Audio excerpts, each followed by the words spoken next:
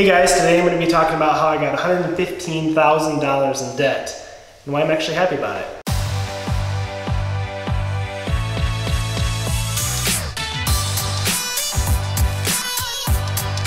So I thought I'd give you guys a quick tour of the house. I've been over here working a lot and I think it shows. So check out these sweet refinished hardwood floors. They're looking great, but it was a trip to get there. So all throughout the upstairs, it's looking awesome. So up here looks pretty finished, but downstairs still needs quite a bit of work. Today's October 3rd, and we're going to Hawaii November 1st. So my goal is to get this property listed by October 31st. It's going to be some hard work, but I think we can do it. And what I'm working on today is laying these peel and stick tiles in the kitchen and dining room.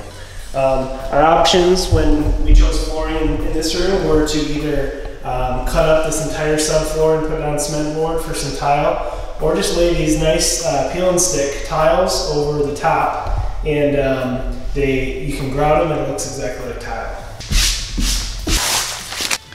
Goes down pretty quick. So what did we actually spend all that money on? What it was our line of credit that we used to buy real estate. Now we've done a lot of different types of financing for our real estate in the past. Currently we have this line of credit for $115,000 that we are using to do this flip. So, but in the past we've used that same line of credit to buy rental property and also make capital improvements to our different investments. So why am I happy about this debt? The truth is, the reason I'm happy about this debt is because it allows me to make more money. It's not the kind of debt that sucks your soul and your paycheck away. This type of debt allows me to purchase real estate investments that I otherwise wouldn't be able to afford. So let me share a hypothetical example with you guys to illustrate why I'm happy about this debt. Now, if you were to buy a house in the Midwest for $115,000, according to my mortgage calculator here, that would cost you about $450 a month. Now let's say you want to rent this house out. If you're a rental property investor, there's a rule of thumb that says half of all of your gross rents will go to your expenses. So that means that only half of your rent you can count as profit. It's called the 50% rule. Now let's say you go and rent that house out for $1,200 a month. So if I use the 50% rule, that means I can only count $600 a month in my rent as profit. So if I take that $600 and subtract $450, which is what my mortgage cost is, that means I'm making $150 a month in cash flow. So Sarah and I are really passionate about real estate investing and passive income. We don't really want to work our whole lives, so we're working hard to create as much passive income as possible. So the other benefit of taking out debt over a long period of time is that you get to pay down the balance with inflated dollars. So you know how your grandma used to talk about Coke costing 20 cents?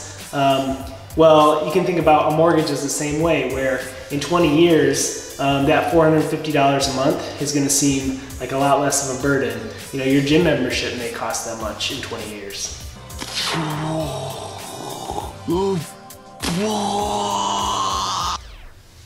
So anyways, let's talk about the risks. Worst case scenario.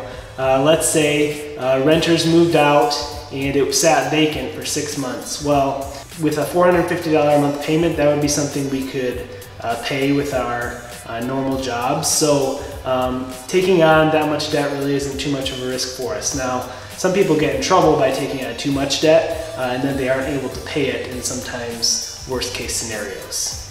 So don't take on too much debt. So hopefully by now you can see the benefits to using debt and leverage in real estate. Let me know in the comment section if you have any questions or if you think I'm a dummy. But don't forget to like this video and subscribe to our channel for future updates on our flip and what we're up to. Thanks. Sarah, send Popeyes quick. By the way guys, sorry Sarah's not here. I know she's the cute one. She's home watching Ruby. P.S. Let me know if you know a good babysitter.